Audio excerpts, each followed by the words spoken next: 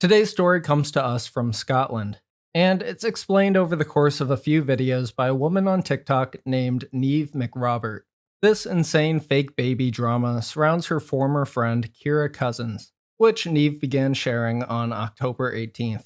Right, story time about Bonnie Lee and Kira Cousins. So, 8-9 months ago, she texted me telling me that she was pregnant, and I was so happy for her. However, Kira said her boyfriend Jamie was begging her to have an abortion. Kira still wanted to have the baby. A few days later, Kira texted Jamie's mother with the pregnancy news, because Jamie wasn't going to tell her. Jamie's mom was not happy about the news, partly due to the fact that Kira and Jamie had only been together for about a month. And then 3-4 months go by and she has a gender reveal, and everybody is at the gender reveal, both sides of the family at the gender reveal, and she makes it a wee girl because Jamie's mum only has 3 grandsons and her mum doesn't have any granddaughters or any grandsons. Her own mum believed that she was going to be a grand for the first time. She was so happy. Then, 2 weeks after the gender reveal, she posts that the baby has a hole in its heart, and I genuinely believe she said that the baby has a hole in its heart, so in like a couple of weeks' time after the baby was born, she could have then said the baby had died. Just recently, on October 10th, Kira texted Neve that the baby had been born. Kira named the baby Bonnie Lee, and adds extra details to really sell the birth story. Anyway, the 10th of October comes, and I have 2 missed calls for her at 1:30, and I feel shit because I didn't answer it. That same morning, I wake up at 7:30, and I've got a text message for Kira saying, "Hi, it's Bonnie Lee. I was born at 2:46 a.m. I weigh 5 pound 4 ounce, the exact same weight as my daddy when he was born." And I send her a video, and I'm like, oh my god, like, congratulations, she's so cute. But I felt so bad because she done it on her own. Neve says after the birth, Kira took Bonnie Lee to her stepfather's grave and posted about it on Facebook. She also posted photos, thanking the baby's great-grandmother for buying Bonnie Lee a new chair. All through the pregnancy, she was saying Jamie and his family are the worst people ever, they didn't help her through it, and painting them out to be really evil people.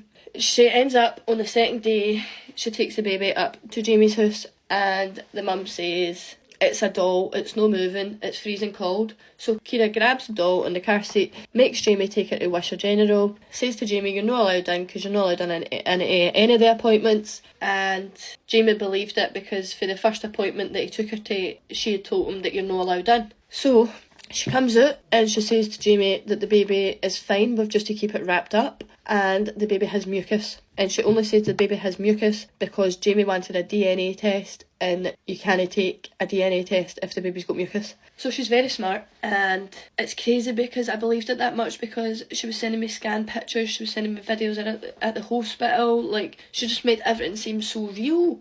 3 days after the baby was born, Kira texted Neve saying, "I need to get out of this house." Neve went to pick her up, and Kira brought a covered stroller to take the baby out on a walk. I go and get her, and I text her when I'm outside, and I say, "Kira, I'm outside, do you want a hand?" And she goes, "No, it's okay." So anyway, I go to her door, and she doesn't expect me to be there, so the car seat is like facing out. And then I'm like, oh my god, she's tiny, she's so cute because she's wrapped up, she's got a big hat on, and she's got a dummy on. And I'm like, oh my god, she's so cute. And Kira's like, "I know, I have to keep her wrapped up," because we had her at the hospital yesterday. And I was just like, I said to her, "Kira, we're not taking the way on a walk because you've already took the baby to the hospital and you've been told like it's too cold." And she made Jamie take the baby a walk like up the kelpies and all that. And this doll you could actually feed in the same minute it would shit. That's what Jamie said. She never fed the baby when she was at mine. On their walk, Neve and Kira decide to go to the place they work at to show them the baby. And then she takes the pram and she takes it up to the office bit, and everybody's coming out and looking in the pram, saying, "Oh my god, she's so cute, she's tiny, congratulations," putting money in. Neve says she drove them back home and avoided all the bumps and went slowly so she wouldn't disturb the baby. Then they go back to Neve's mother's house to show her the baby. We come to my mum's, and my mum opens the door and she's like, "Oh my god, it's so nice to see you," because Kira had been telling her all through her pregnancy that she couldn't wait to see her. And she sits down, and my mum goes to lift her cover up, and Kira slaps my mum's phone away. And my mum just sits back down, and we're just talking to Kira and that, and Kira stands up and like shows us these big nappy things that she's wearing. She's like, because of all the blood and all that. And so we're believing her. and we're just like talking to Kira and asking her about everything, and she always had an answer for absolutely everything. She was still making Jamie and his family out to be these horrible people, and Jamie has phoned her asking for a DNA test, and she's like, no, I know that, like, no, the Wainscope mucus, we can't do it. Her cousin had phoned her and said, Kira, I'm not being funny, but why have you took the Wayne up to your pal's house if not even all your family's seen her? And she was like, I'll bring her up tomorrow. And her cousin was like, no, we've got a concert. So Kira was like getting ready to go, and my mum says, oh, you're not leaving without giving us a wee cuddle? And she's like, no, nobody's touching the Wayne. Nobody's getting to hold the Wayne. I've already took her to the hospital yesterday. She's no well. Mum's like, alright. And I was like, right, Kira, come on, I'll just take you home, because it was a bit weird, like, just was. The next day, Neve went online and saw that Kira deleted every single photo and video of Bonnie Lee from their chats. And then the next day comes and I go on Snapchat to realise that all the pictures of Bonnie Lee and videos of Bonnie Lee have been deleted for our chats. So I text her and I'm like, Kira, what the fuck? Why have you deleted all the pictures of Bonnie Lee? She opens it and ignores it. And then I add Jamie on Snapchat and he sends laughing faces, and I'm like, what the fuck? But my niece, who works in Airdrie, had sent me a message saying, Neve, is this a doll? And my mum had said, Neve, it might be a doll, because she wouldn't let any of us touch it. Then all the insane news started to come out.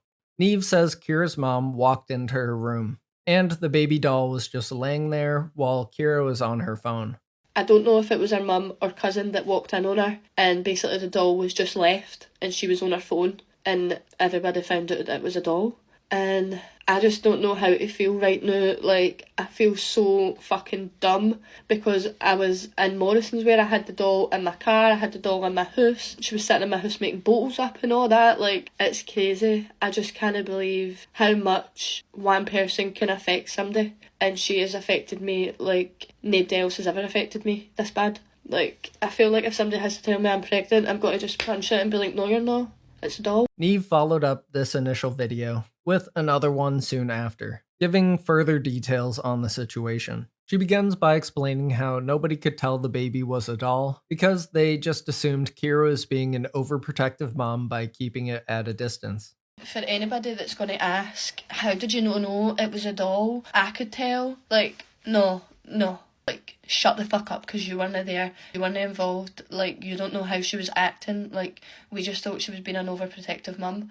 Neve then responds to a comment that claims Kira needs to get help. And for the people that are going to say, like, I think she needs help. No, she doesn't. She needs jail. She needs, like, something bad to happen to her. The way she has made Jamie and his family feel, the way she has made her own family feel. I've got text messages for her auntie that lives in Wales saying, I sent £500 up because I couldn't make the gender reveal. Like, how do you think she feels? Believing that she was going to be a great auntie. She doesn't need any sort of help. She needs jail.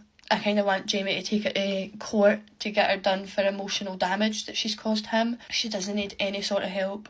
She then mentions that Kira must have paid at least £1,000 for the realistic baby doll, saying it was high quality so you couldn't tell at all. I just can't believe it. And I already feel like such a fool for no realising that a real life doll, like, she must have paid like close to £1,000 for it. So like, no, you couldn't really tell. You couldn't tell at all. And she wouldn't have let you, like, so it would be like, you need to look at the car seat for like there. The closest I got to her was when she opened the door, and I just looked in and I was like, oh my god, she's so cute. And I wish I had realised. I really wish I had. But if I had realised when she was in my house, then I don't know what would have happened. I would have probably went crazy.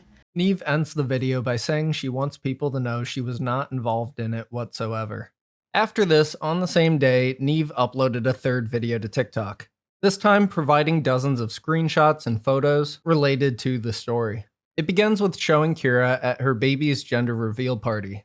Kira is wearing a baby bump and is really trying to sell the acting, which I do think is pretty convincing. More convincing than the baby bump, at least. But at the time, believing I was being supportive for a friend. The next photos show Kira attending a wedding while wearing the fake baby bump. These screenshots show Kira posting on Facebook about the baby having heart problems. Then there are screenshots of Kira's Snapchat posts about buying the baby clothes. After this is the video of the £1,000 stroller her family bought her, which at this point, £1,000 on the stroller, over £1,000 on the baby doll, and she somehow faked the entire birth. I feel like somebody else in the family has to be in on this thing. Okay, but the next video is the most insane thing. Kira's video of the baby kicking in her stomach. I'm guessing it's just her hand underneath her shirt doing fake baby kicks. Absolutely insane and hilarious. More screenshots show Kira's posts about her family buying the baby a car seat. Then there are more photos from Kira of the baby, including what I think is a freaking AI video of the baby doll moving. At this point, there's no satire that can outdo how insane our current reality is. The video begins to wrap up by showing Neve's angry texts at Kira immediately after she found out the baby was a doll.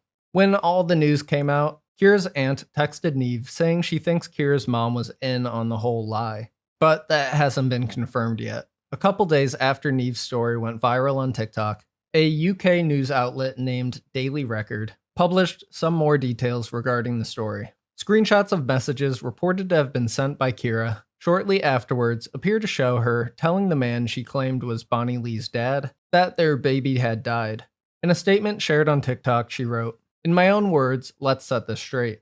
I was in bed when my mother came into my room and found it to be a doll. Prior to this, I had been keeping myself away from literally everyone. The next thing I know, I was confronted by all the family. Don't for 1 minute think they let me away with this. They haven't. And none of them knew. Neither did the dad and his family."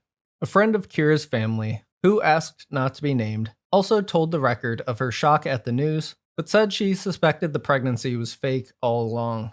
Describing Kira as a serial liar, she said, "I've known her for 10 years and she has lied about all sorts. She came into my house twice before this doll appeared, and me and my daughter noticed straight away that her bump wasn't real. It was all lumpy. She was wearing very thin pajamas, and you could see the straps on her back holding it on.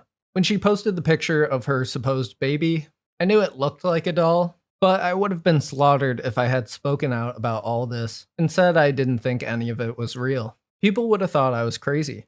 Unfortunately, this story led me to learn about reborn dolls and the weird hobby mom community surrounding them.